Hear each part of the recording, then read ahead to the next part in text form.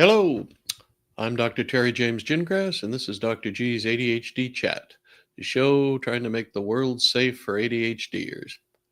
I'm a clinical psychologist and neuropsychologist, and I am the father of two ADHDers who are now adults, and I'm married into a family of ADHD people.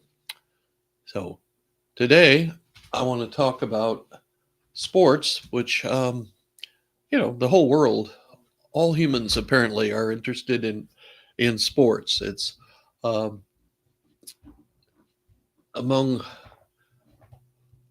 archeologists, I believe it is. Homo sapiens is what mankind has been called for years or centuries now. And some have actually proposed that we call ourselves Homo ludens, which stands for game playing man, which sounds all kinds of highfalutin and educated. But the thing we know about sports is there are lots of benefits. You learn how to use your body. You learn how to strategize in a game setting. You learn how to, depending on the sport, whether it's individual or team sport.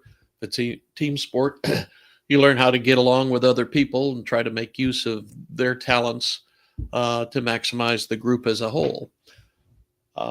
So there's a lot of both social, at least, learning and also some just basic physical learning. And of course, coordination and that sort of thing. Plus, there's a lot, there's a lot of benefit from activity because we know activity stimulates dopamine production in the brain for everybody. And especially for our kids with ADHD, they really need that. So sports are basically an overwhelming good. There are some sports that you can get hurt in, and some sports you can even get killed in, and make your own decisions about that. But the thing I want to talk a little bit about, what are the best things about sports that an ADHD will love or need? Okay, I mean, sports have you want sports that have a lot of action. You want sports where the practices aren't a whole bunch of just standing around waiting your turn or waiting for the coach to quit his lecture or that sort of thing. You want as I said, a lot of action and a lot of for ADHDers as much individual attention as possible. And the less actual action, the more individual attention you need to keep things focused.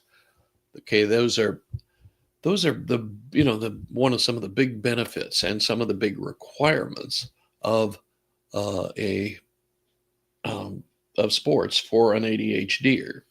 Now, I've loosely broken them out into two categories: the solo sports and the team sports. And there are a bunch of solo sports. I mean, we've got Michael Phelps and we've got Simone Biles, who are both Biles. I'm sorry. Anyway, we have got those two. One is a gymnast and the other is a swimmer, and that's perfect. Gymnastics are very active. Swimming is very active.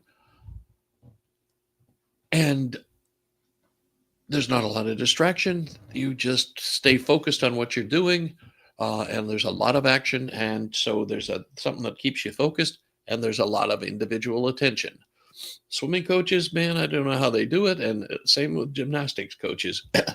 That is a lot of different skills to teach somebody.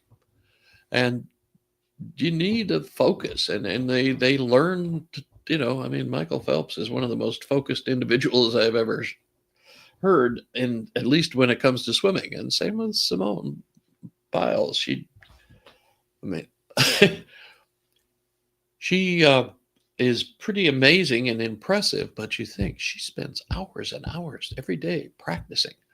What keeps her motivated? Well, she gets a lot of individual coaching, and she's really focused on how she's performing, how her performance is, and that grabs her, and it's active. And those are the kind of things you need.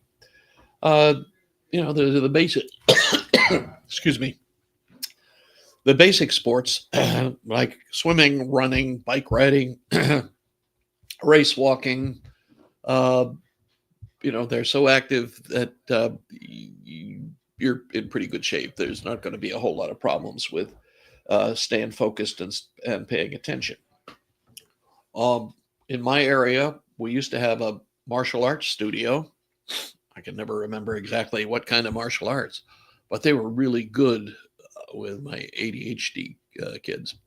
Uh, very disciplined, very focused on motivation, very focused on developing skills, and very well. They monitored behavior, and there was no tolerance for uh, out of control kinds of behaviors. You had to be in control. You could hurt somebody if you weren't in control. And they, there was the reward potential. I mean, everybody wanted to get a different color belt, earn a big one, and that sort of thing.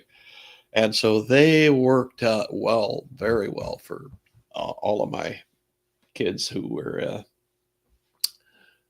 ADHD, who were looking for some kind of activity. The schools, a lot of times, they have football, basketball, baseball, more starting, and soccer, and women's volleyball typically, and that's about it. And so if you don't like those teams, baseball, I forgot baseball. They don't have if you couldn't get into one of those, then you got to go on your own, and that worked really well. I mean, the martial arts uh, is great. Wrestling, boxing, all those kinds of things are also good. Gymnastics, I already talked about. One that a lot of people don't think about is riding, and it doesn't matter whether it's a horse or a bicycle or a snowmobile. Racing those things, or doing dressage, or one of the fancy equestrian things, that has the same components. It's intense. You get a lot of attention, and there are ways to win and ways to lose. They're fairly strictly enforced. So it is a big deal. Oh, and I forgot, in some parts of the country, we have skiing, which is the same idea. I mean, they love it because it's active. They love it because it's thrilling. You get an adrenaline rush out of skiing, that sort of thing. Now, there are what are called extreme sports, and I really can't recommend those things. I mean, you get guys skiing down cliffs instead of down the side of a mountain, and you get people trying to do triple flips on a motorcycle off a jump, and a bunch of other things like that. I mean, what I know of those athletes is they have an incredibly high level of orthopedic injuries and concussions. So I can't, in good faith or good, well, I just wouldn't recommend them. Let's just say that. I mean, ADHDers love the thrill of the risk. I think I may have told, an earlier show I mentioned my youngest, who was out. He thought it would be a wonderful idea to attach a water ski rope to his friend's bicycle and have him tow him around the neighborhood on his skateboard. And I believe it was the left shoulder that he fractured. So I mean, he probably had a good time until he had the fall, but that's what focuses them. That's why they take risks. That's why they try to climb trees that other people don't try to climb, and jump off of things that other people don't try to jump off of. It's the risk, it's the thrill, it's the adrenaline rush. You've got those kind of kids, believe it or not. And it's it's a well, I mean, that's just another area where impulsivity gets to be an issue, and you don't want to have a whole lot of you don't want to encourage that too much. You want them to be able to evaluate risks and take appropriate precautions and that sort of thing. Okay, and haven't really talked much about team sports yet. Now, how do I put this delicately? Youth sports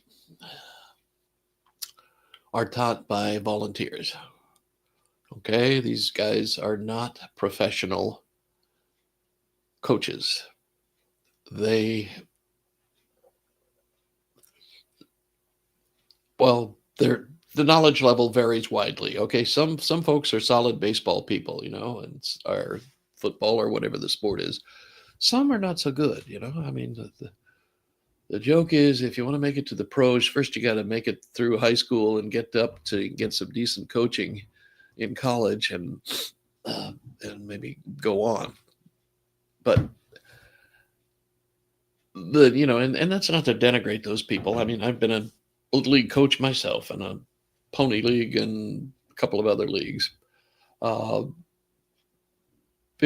People are trying to do the best they can. And most people, do adequately. Some people are only there to make sure their kid plays. And some people, they aren't fair to the rest of the players on the team. And some people are trying to make sure that their kid gets ahead. So they do things like,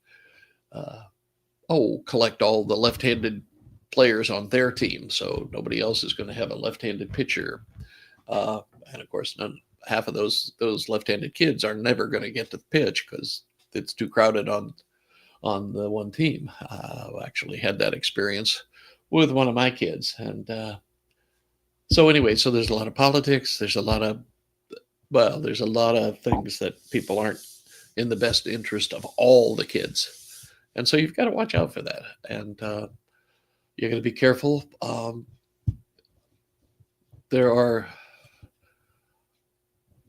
I think if there are some things that people don't know how to teach, like proper tagging procedures for an infielder in baseball.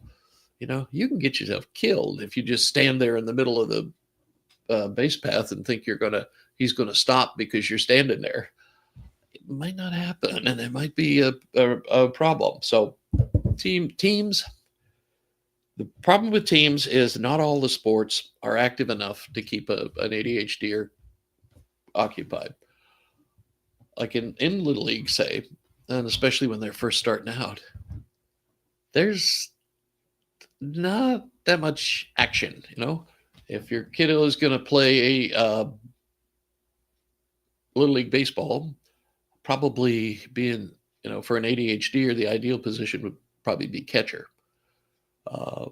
They quick thinking, quick judgments, all those kind of things, and constant action. The other side of that would be a pitcher. It gets way less active the further out you go away from home plate. The infielders get a little more action, but obviously a good bit less than the pitcher and the catcher.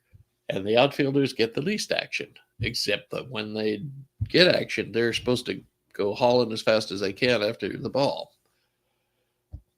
Not exactly ideal for an ADHDer is to just be sitting out there in the outfield. So baseball, it's real mixed. It depends on the position they play, and in a lot of positions it depends. Like soccer's are generally a great game for ADHDers because it's pretty much constant movement for everybody except maybe the goalie. And being a goalie takes a certain kind of temperament.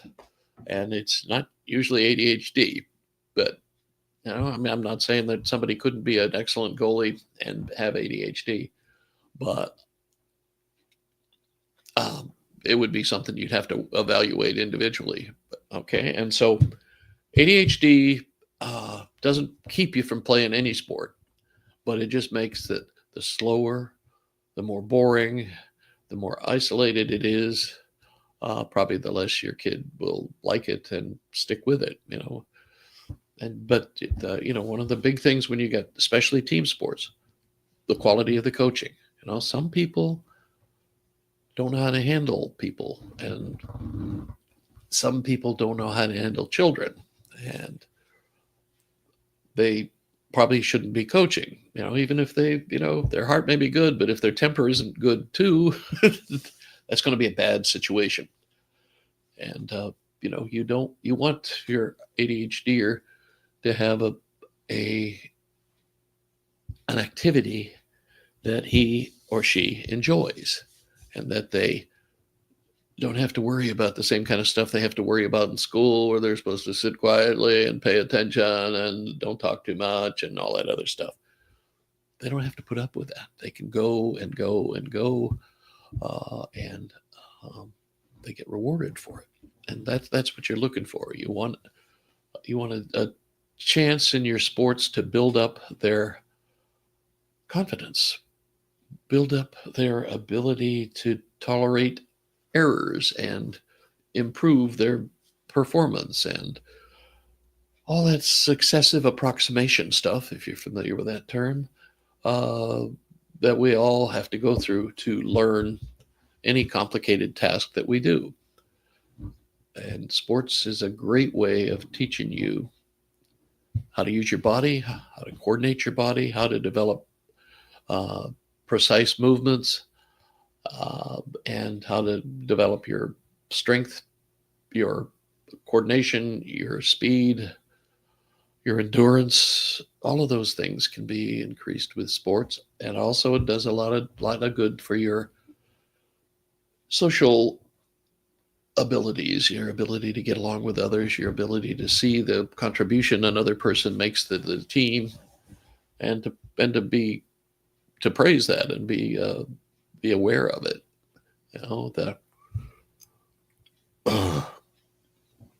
Well, we've all had incidents with people who were, glory hogs and all that sort of thing, and wanted everybody to watch them strut around. But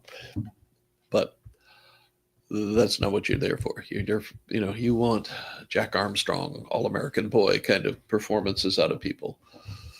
For those of you who don't know what Jack Armstrong is, that was an old sports novel series for boys, based in the 40s and 50s, I think. And it was, Jack Armstrong, all-American boy. He was fair and just and tried to treat people well and all that good stuff. Anyway, so, which is not a bad thing to try to inculcate in your kids. Okay, so on and on I go. But sports are good for your kid. Pick ones that they don't have to sit around too long waiting for action. And do everything you can to get them good coaching, to improve their abilities.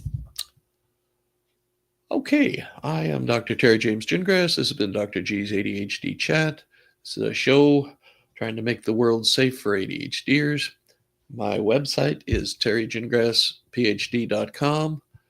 I do coaching for ADHD executives particularly, but for any variation on that theme, ADHD parents, ADHD spouses, for all those you ladies out there who have found yourself married to an ADHD guy, I know what you're going through. And a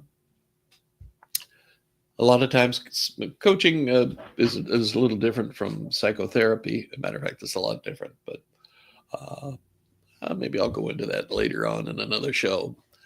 Okay, so we will catch you next time, and enjoy.